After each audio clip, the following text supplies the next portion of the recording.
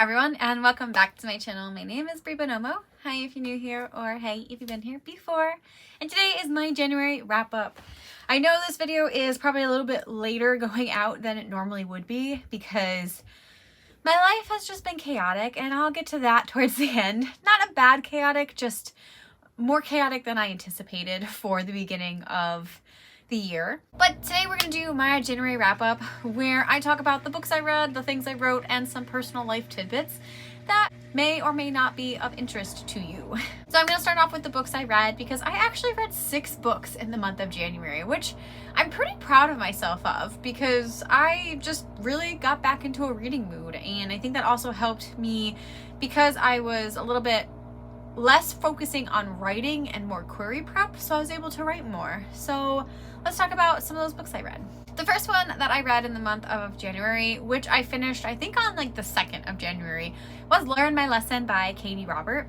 This is a Disney inspired erotic retelling. That's the best way I can say it. Learn My Lesson is book 2 in the Wicked Villain series, which follows a bunch of different Disney villains kind of like plucked out of their story, kind of kept with some of the similarities and thrown into a new environment. So it's not really quite tainting the Disney you know and love, but just kind of taking characters and putting a new spin on them.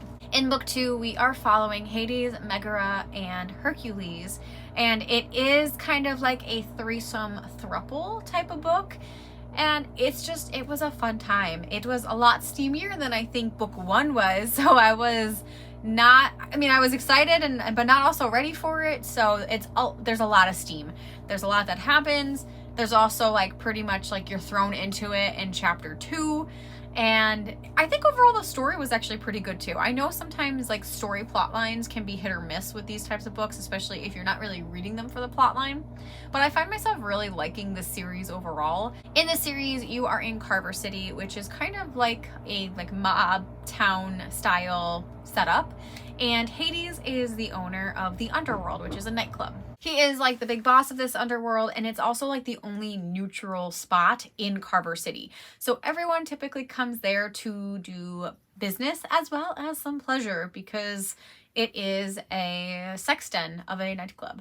So this book pretty much takes place solely in the nightclub scene and follows the 3 of them as they develop relationships, try to heal old relationships, and just figure out what they're doing. There's also a bit of a revenge plot in there too. So yeah, it's really good. I really like the series. If you like Disney characters in some capacity, and if you like erotica, I highly recommend this. The next book that I finished in the month of January was The Chaos of Standing Still by Jessica Brody. This is a young adult contemporary, and it is following a teen who is coming home for the holidays and is stuck in an airport on New Year's Eve.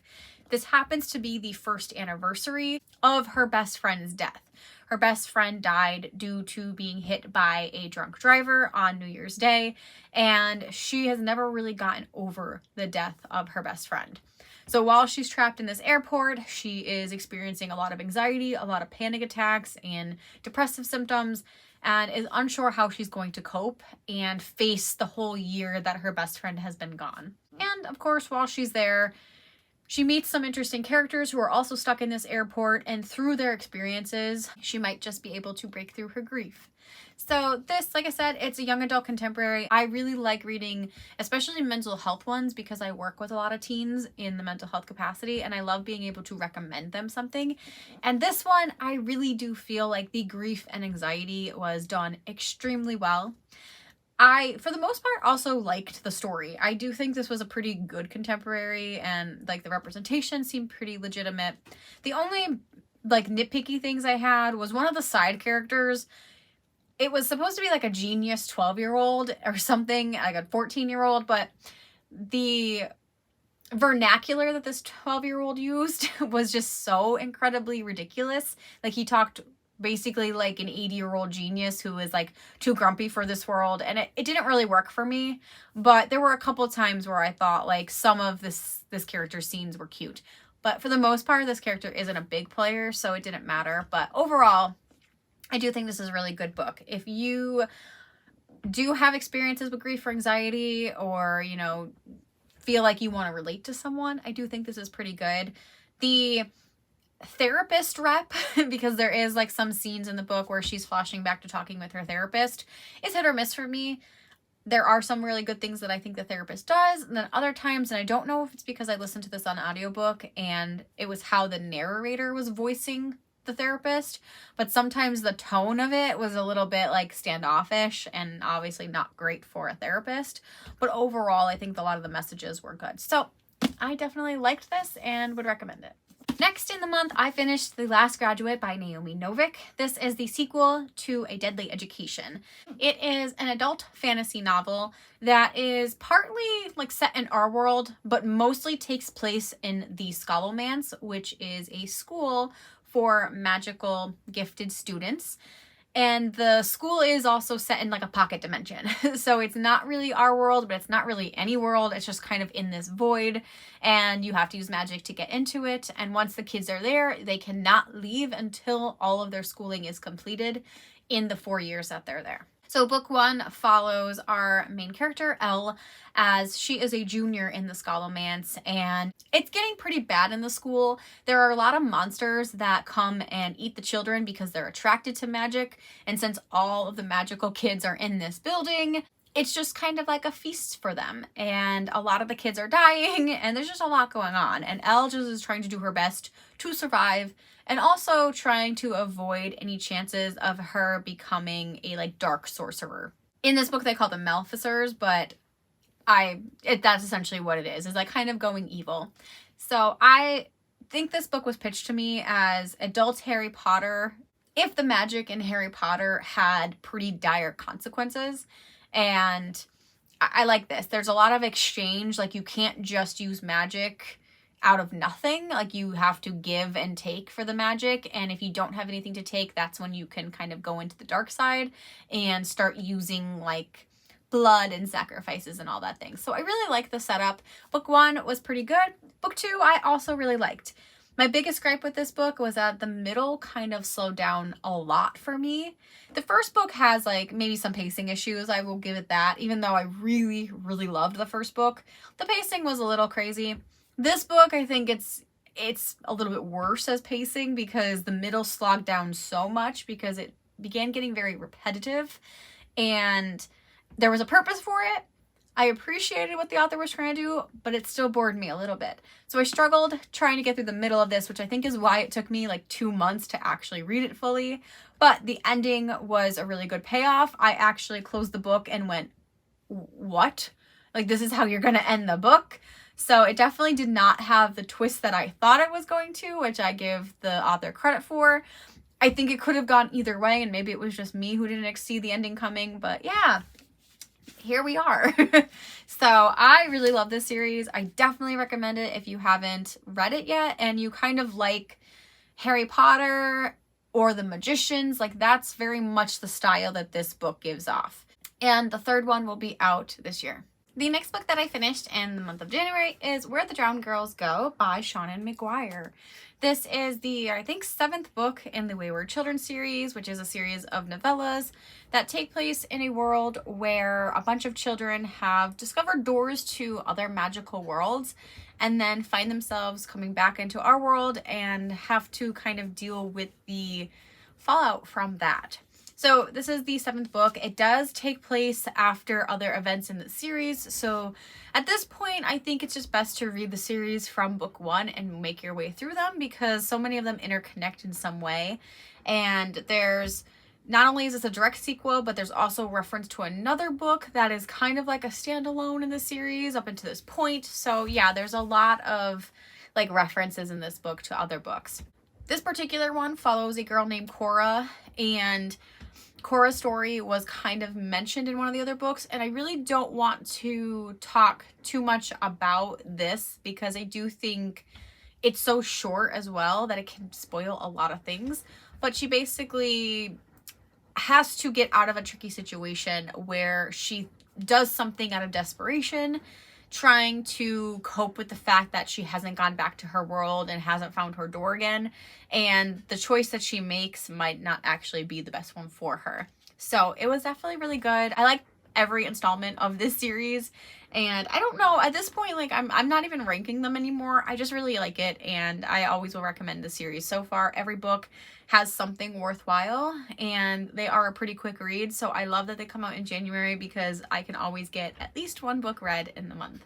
And the next book that I finished, I could definitely probably, like, I should have vlogged the whole experience, to be honest, because I do have a lot of thoughts on it.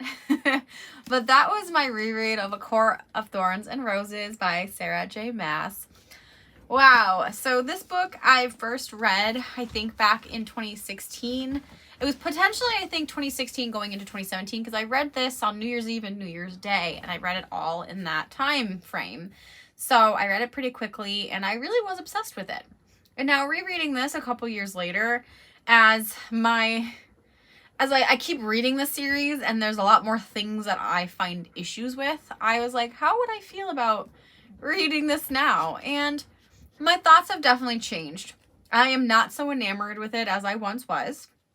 And there's still a lot of problems in this book. This was originally pitched as a young adult fantasy romance, and it has since been categorized as adult because the whole series got rebranded. I guess when this was coming out, this was supposed to be a new adult book, and unfortunately it just never really, that category itself never picked up, so they were like, well, young adult. Yeah. Anyway, there's some spicy scenes in this book, mild compared to some of the other books in the series, and ultimately the story follows a young woman named Feyre, who is struggling to survive and provide for her two sisters and her father, who is disabled. Their mother died pretty young, and she does whatever she can to be able to bring them food and shelter, but they're losing the battle slowly. So one day she stumbles into the woods and finds a wolf, and it's a pretty large and beautiful looking wolf, and she kills it so that she can use the fur and everything to be able to buy food for them. So, of course, we eventually find out that that wolf was Fae, and a Fae king, if you will, a high Fae lord, finds her to say that she needs to pay the toll and takes her to live in Prythian, which is the fairy world. So fairies are pretty well known in this novel, and it's definitely like a loose take on fairies or high fae in this case. And it's supposed to be a love story. So, to be honest, I still don't hate this book. I did lose favor for it overall. It's definitely not something that I think holds up to me. And I'm not saying I think as far as because it's a fantasy world, I think it's fine as a fantasy book. But for me, it definitely lost a lot of the appeal, especially as I connect the problems I have in later books to this one. In particular, some of the issues I had with it, I do think the pacing is pretty rough at times, where some things are slower, some things are faster.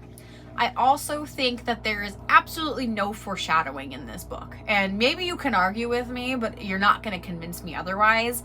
There is not enough foreshadowing in this book for the things to happen later to make sense. And I'm specifically talking about books 2 and 3 because there's so many things that I have, I get irritated about in those books, especially book 3. But I don't think a lot of this is actually foreshadowed. I think there are nuggets that you can maybe dig into and go into theorizing. I think your theories are probably a lot better than this was going to be. That's probably harsh, but that's my opinion, okay? And I just don't think anything actually amounted eventually to what it's gonna be. Especially because it's the first book in the series. I think there could have been a lot more foreshadowing. Even certain elements that would happen, I would be like, this right here, you could have just sneaked one line in or done something differently and you would have had perfect foreshadowing, but it lacked. I also think the character development in this book, the characters are assassinated in the next book, and things are flipped on their head so quickly, from my memory at least for the second book, that I don't feel like there's enough build up in this. And then of course there's the ending of the book, where I'm still mad about, and I don't want to spoil too much here, but the ending of this book is the silliest ending I've ever met. It just makes me so mad because Feyre was never, her character development never makes her a strong character. She's legit, and this is me being just straight facts with her, she is not smart, she's not cunning, and she's not very clever. She just gets lucky and is in the right time in the right place for everything to happen to her. She's a very passive main character, and for that reason the ending irks me, because she doesn't earn it. And I like my main characters to have a little bit more stake in the game, and she doesn't earn it at all. So yeah, these are my opinions on the reread. I still somehow enjoyed it in some ways. It might not seem like that. She has a good writing style, and I'm not saying that it's good writing, and just saying that the flow and like how she can like say pretty things here and there to capture you in, it works. And I understand why people are obsessed with this series. But yeah, I don't know. That's just I'm okay with it at this point. And I'll keep it on my shelf, sure. And lastly, the last book I read in the month of January was Night of the Mannequins by Stephen Graham Jones. I have never read a single thing by this author, but it was a pretty quick novella, and I decided to give it a shot because I saw a booktuber talk about it, and honestly I couldn't even remember if they liked it or not. I just remembered, like, when I was looking through some audiobook selections, I saw that, remembered it was mentioned, and I was like, sure, let's try it. This is a horror-esque novel that I believe is young adult, and if it's not young adult, the characters are at least young adult aged, and follows a kid who, one summer, him and his friends are joking around, they find a mannequin, and they think it's funny to kind of sneak this mannequin everywhere and use him in pranks. But eventually all of his friends and him kind of move on from the mannequin until one day he finds it again and thinks that it's coming to attack and kill them.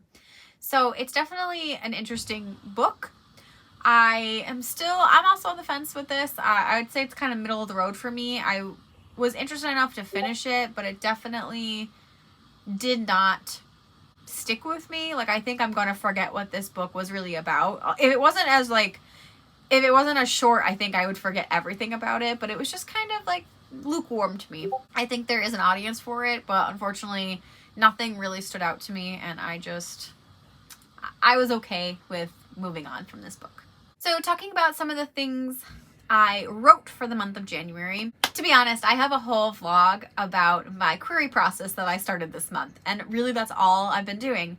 Any spare time that I've had, especially when I was stuck inside for a little while, I have been dedicating to agent research, perfecting my query letter, perfecting my synopsis, and just trying to get all of my ducks in a row so that I can batch my queries out sometime this month. And it's definitely been a daunting process. I think my eyeballs were probably about to bleed, and I was getting so invested in it that I think my imposter syndrome and my mental health was suffering a little bit, to be honest, because I was just putting so much time and effort into it.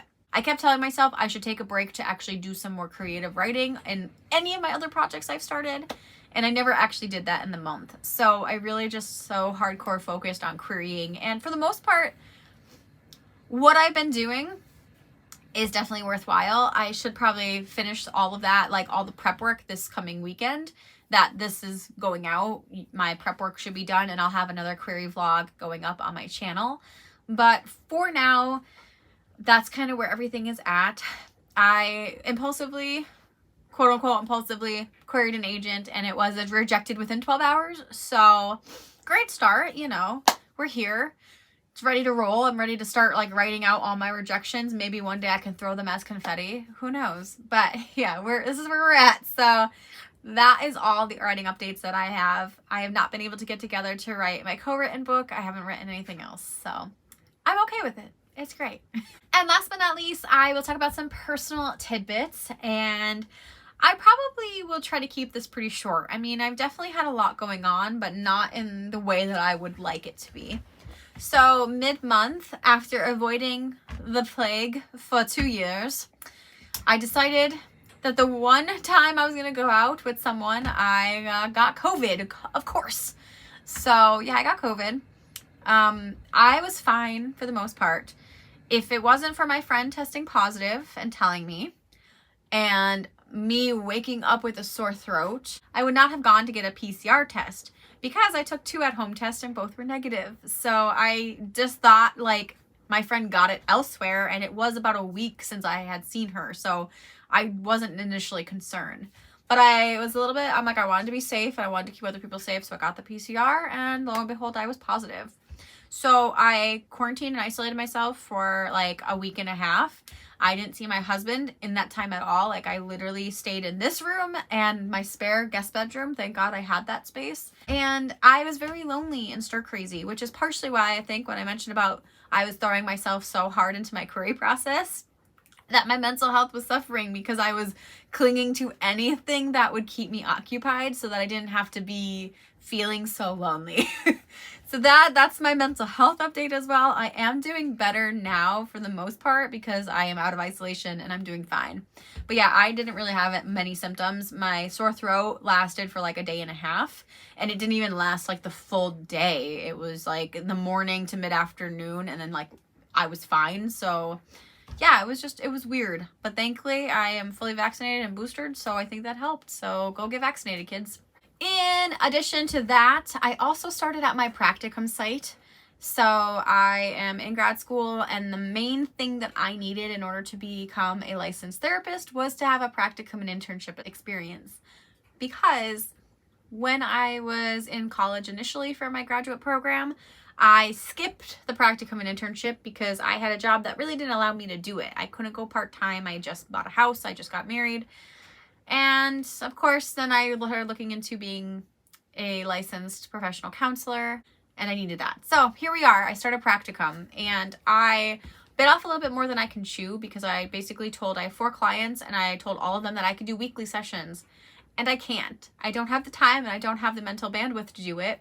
And all I need is 40 direct hours. So doing like all 4 clients every week, I would have like my 40 hours in a month. Maybe not quite a month, maybe 2 months, but like it was more than I needed. So this coming week, I'm going to talk with all my clients and make sure that I start to get them on an every other week schedule. So that way I can balance my own mental health, because otherwise I'm not going to survive. And we're only at the start. We have a whole year of this, baby. So yeah, that's where that's at. But it really isn't all doom and gloom. My furnace just kicked on, and to be honest, I just really need to get this video out, and I'm not gonna wait for my heat to turn off. So we're rolling with it. I'm sorry. But as I was saying, I have been trying to do a little bit more things for self-care. I unintentionally started doing yoga every single day. Since this video's gone up, I have missed a couple days in the month of February, but I was doing really, really well with every day in January. Yoga with Adrienne posted a 30-day challenge, and just because like I was in the mood to do some stretching and yoga, I started it, and then the next thing I knew, I was just doing it every day. So that was a fun thing that I did, and I wasn't expecting to do it at all. I also have been watching a little bit more TV / movies. Not a lot, but a little bit. We started Ink Master, me and my husband, and we watched the first 2 seasons of that. It is kind of addictive. Also, like, it gives me heart palpitations because I don't think I could ever be on that show as like a person getting tattooed, because I'd be so afraid that someone would fuck up my tattoo, and I'm stuck with that for life. So I give props to anyone who ever went on that show as a like canvas, as they call them. So yeah, that was fun. We started that. We also started Euphoria. We are up until we're all caught up on Euphoria. There's only 1 season and a couple episodes out for the 2nd season. And I definitely have some opinions. I actually really, really like it, but I kind of understand some of the criticism as well. And I just have a whole, like, I could probably write a thesis on the whole idea of, like, teen dramas and, like, sex in teen dramas, and how it's kind of really fucked up when you think too long into it. And I'm not going to get into it in this video because that's not what it's for, but I've just been, like, thinking about this way too much. And I have a lot of thoughts on that, and just in general, not just Euphoria, but like every show that has teen dramas with sex. And we'll leave it there for now. On the complete opposite side of the spectrum, I watched Encanto, and for how many times I've cried over Encanto is ridiculous. I know I'm not alone, but I also understand why it impacts so many people, as someone who like very much relates to Luisa. I get it. I hear you. I understand. And other than all of that, honestly, I don't really think I have too much else going on in my life. I mean, the big things have been the COVID, the query, and the practicum, which have been pretty much overtaking my life. But I think I'm going to balance that out soon, and the next couple months shouldn't be as bad. I'm also looking forward to in the next month, like getting into some more of my creative projects when my queries go out. So pray for me. And yeah, I think I'm going to end it here. So let me know down below, how was your January? What did you do? Did you accomplish anything? Or was it pretty relaxing? How was the start of your new year? Until next time, guys, I will see you then. Bye.